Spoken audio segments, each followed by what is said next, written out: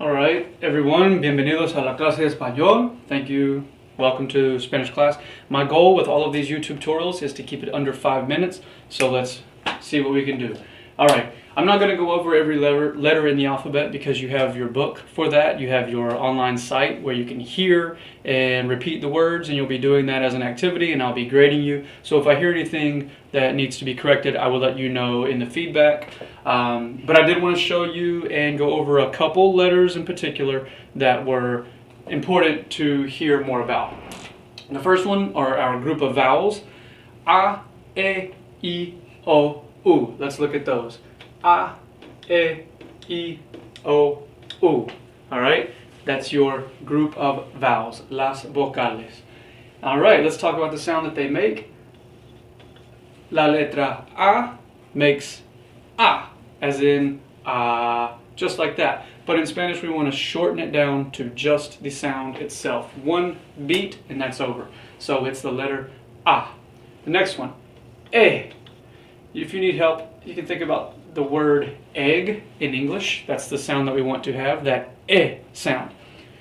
La letra I sounds like our double E in the word see. But again, short and sweet. A, E, I. And that's it. The last one, next one, O, but it's not O, it's O. The last one is U. It sounds like the double O in our word boo. So, but you remember, you want to shorten it, and it's going to be U. So one more time, and do this. There's a trick that you can do in order to help you remember. Every time you say a letter, shrink your hand a little bit, just like your mouth would do. So it's like this. A, E, I, O, U. All right? Moving on to las letras especiales. These are a group of letters that have different pronunciation. They are letters that we don't have in the English alphabet, so I wanted to go over them. The first one, che, is just the combination of C and H. It's given its own letter in the Spanish alphabet, but it's not different. It's no different if you were to go look up something in the dictionary. You wouldn't look under another section as in CH. You would just look alphabetically under C. The next letter is la H. The H in Spanish, H, is always silent. All right? So what I have given you here is the word hospital, but in Spanish it is hospital. If you listen to that again, you don't hear the H. Hospital. That's why I've written it in there with the dots. It is written in the word, but it is not a pronounced letter. The next one, jota.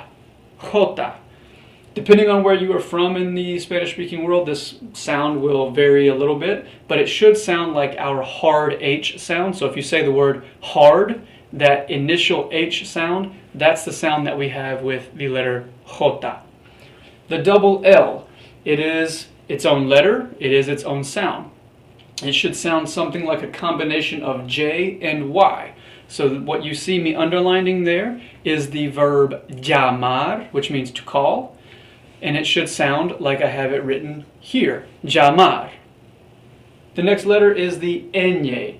It is its own letter. It sounds like a combination of N and Y, like the words onion and canyon in English. Ñ. Zeta, the Z, sounds like the hard S. So I've given you the Spanish word here for shoe, which is zapato, and I've written it over here with the S so you know the sound that it should be making. Zeta. Now let's move on to the numbers.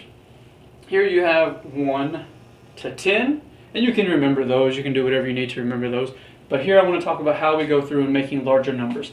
You have another group here, 11, 12, 13, 14, 15. That's your group of 11 through 15 that you'll need to remember. But when we get into 16, 16, what we're basically doing is saying 10 and 6. 17, 10 and 7. We do that all the way through 29. So we say 20 and 7, 20 and 8, 20 and 9. But we make it one word. But then when we get into 30, we do actually separate it into 31, 32. And we do that all the way up until 99. That's your 5-minute YouTube tutorial on pronunciation and the numbers. Play it back, repeat it, pause it, and study it. Gracias.